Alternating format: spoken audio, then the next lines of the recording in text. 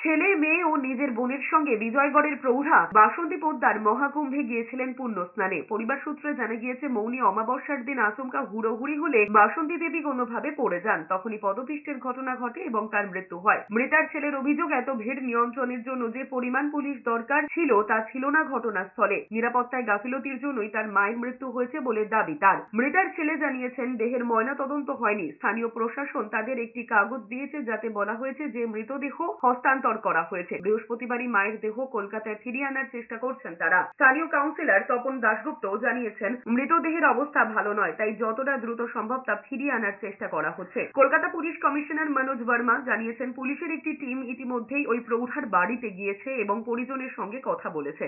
কলকাতা পুলিশের টিম ওখানে গিয়েছে, ওদের সঙ্গে কথা বলে যা যা করণীয় আছে সেটা করা হবে। এদিকে স্থানীয় কাউন্সিলর তাপস চট্টোপাধ্যায় এই ঘটনায় সরাসরি যোগী সরকারের বিরুদ্ধেই ক্ষোভ উগড়ে দিয়েছেন। তার অভিযোগ, দেহের ময়না তদন্ত পর্যন্ত করা হয়নি, কোনো ডাক্তারকে দিয়ে দেহ পরীক্ষাও করা হয়নি, শুধু একটি কাগজ দিয়ে ছেড়ে দেওয়া হয়েছে। এই সরকার খালি হিসেব করছে কত লক্ষ কোটি টাকা লাভ হলো কুম্ভ মেলা থেকে। মানুষের জীবনের কোনো মূল্য নেই তাদের কাছে, এমনই অভিযোগ তার। এদিকে মেদিনীপুরের এক প্রৌঢ়ারও মহাকুম্ভে গিয়ে মৃত্যু হয়েছে বলে খবর। খড়গপুর থেকে দুই মেয়ে, জামাই, বৌমা এবং এক নাতনিকে নিয়ে তিনি পাড়ি দিয়েছিলেন প্রয়াগরাজে। তবে ত্রিবেণী সঙ্গমের সামনে হুড়োহুড়িতে পদপিষ্টের ঘটনায় প্রাণ হারিয়েছেন পশ্চিম মেদিনীপুরের শালবনির বাসিন্দা বছর ৭৮-এর উর্মিলা ভূঁইয়া।